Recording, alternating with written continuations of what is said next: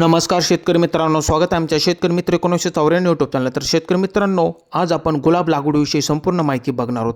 गुलाब लागवड कशी करावी, कोणत्या महिन्यात करावी, ओळींमधील व झाडांमधील साधारणपणे किती अंतर ठेवावे, कोणत्या जातीची लागवड करावी, असे अनेक प्रश्न शेतकऱ्यांच्या समोर येऊन पडतात. तर शेतकरी मित्रांनो, आपण सविस्तर माहिती आज बघणार आहोत. डोंगराळ भागात ऑक्टोबर महिना गुलाब लागवडीसाठी योग्य आहे आणि समशीतोष्ण हवामान अशा प्रदेशांत ऑक्टोबर ते नोव्हेंबर आणि फेब्रुवारी ते मार्च या महिन्यांमध्ये लागवड सहजपणे करू शकता.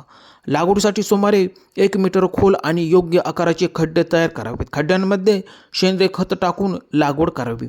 शेतकरी मित्रांनो, गुलाबाच्या जातीनुसार ओळींमध्ये अंतर बदलते, पण साधारणपणे 2 ओळींमध्ये 75 ते 1 मीटर अंतर ठेवावे. तुम्ही बघू शकता, अशा प्रकारे योग्य प्रमाणात लागवड केल्यास खूप मोठ्या प्रमाणात उत्पादन निघते.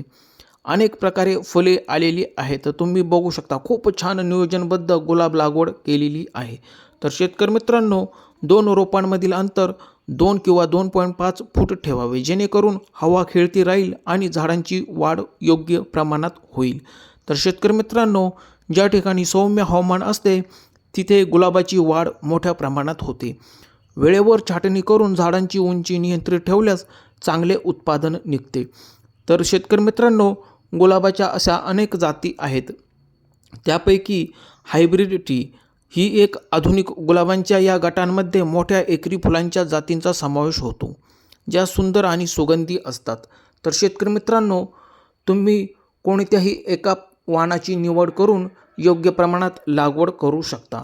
तर शेतकरी मित्रांनो, दिलेली माहिती कशी वाटली? असेच नवनवीन व्हिडिओ बघण्यासाठी चॅनलला सबस्क्राईब करा. धन्यवाद शेतकरी मित्रांनो.